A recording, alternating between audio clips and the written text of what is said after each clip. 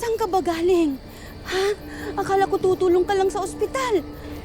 Ano si Gob? Si Gob ang nagpasunog ng ospital. Ha? Si Gob? Ay, napakasama niya. Hindi niya inisip yung mga taong masasaktan. Hindi na po ito pwedeng palagpasin pa.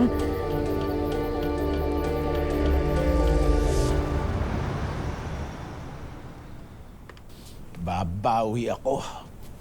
Babawi ako! Gob, mukhang tayo na yung babawi at isangre ah. Lalo na't alam niyang ikaw may pakana ng sunog. Ang pinagtataka ko lang, paano niya nalaman? Hindi ko alam at wala akong pakialam. Wala naman siyang ebidensya laban sa akin.